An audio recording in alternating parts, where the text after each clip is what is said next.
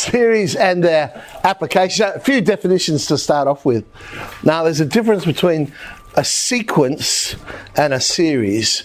A sequence is the set of numbers, and it obeys some pattern of some description.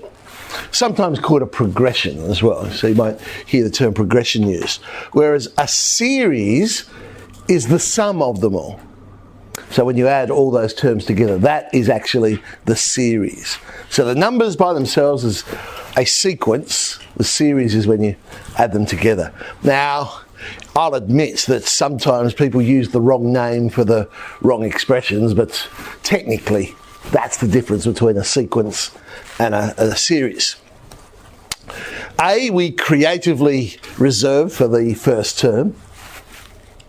And after that, we use T for term with a subscript of which particular term. So I suppose technically T1 is A.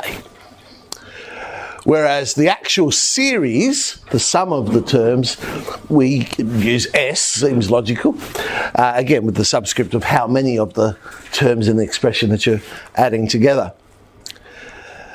Now, here's an example. We've been given a general term for the pattern of n squared plus 2. It's really just basic algebra substitution. So, I want to work out what the fifth term is. I'll substitute 5. 27 is the fifth term. There you go. Is 42 a term in this particular sequence? Well, we just have to see if it satisfies the formula. Is it possible to get an answer to n squared plus 2 equals 42? But of course, n has to be an integer, or more to the point, a positive integer, to be part of the pattern. And in this case, n would be the square root of 40, which we don't know exactly. So no, that's not going to be a term in our expression. Okay, so of course there are all types of series. We want to look more specifically at two special types: arithmetic, which we'll look at now, and the other one is geometric. They're two special types that we look at. So an arithmetic series, sequence of numbers, simply found by adding a constant amount to each particular term. And that common difference, again, we creatively come up with the letter D for difference.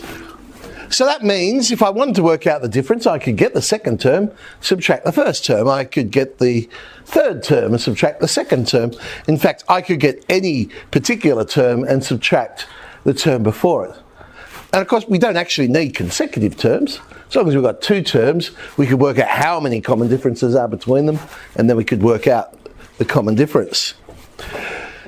Now, term n then would equal term n minus 1 plus the common difference. That's what's known as a recursive formula. So a recursive formula is where you need a previous term to create the new term. So it's a recursive formula. So let's create a more general formula. Term 1, as I said, well, that could be A. And if all I'm doing is simply adding a difference, term 2 is A plus D. Term 3, A plus 2D. I think there's a pattern happening here. So, of course, we can see that, any particular term will be A plus n minus 1D. So we know term 3 is 9, we know term 7 is 21. What would that general term be? What's the formula for our particular pattern? So A plus 2D would be 9, A plus 6D is 21. That's really now just very simple simultaneous equations. Subtract the A's, we know the common difference is 3. Sub back in, by an amazing coincidence, A is also equal to 3. So it's A plus n minus 1D. But we can get a better formula than that by playing with our laws of algebra. And in fact, this pattern simply is multiples of 3. Multiples of 3. So 3n. Well, they say, what would the 100th term be? Well, if our pattern is multiples of 3, term 100 must be 300. Which term would be the first one that's greater than 500? So I say, when's the general term going to be greater than 500? We just solve our inequality. 3n's got to be greater than 500. 500 over 3. So I want the first whole number that will be bigger than 500 on 3. which turns out to be 167, this one.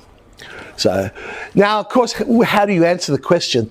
Because it says, what's the first term greater than 500? Do you say, oh, it's the 167th term, or do you say, oh, it's 501?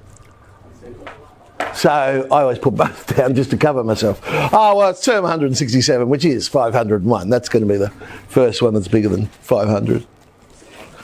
Okay.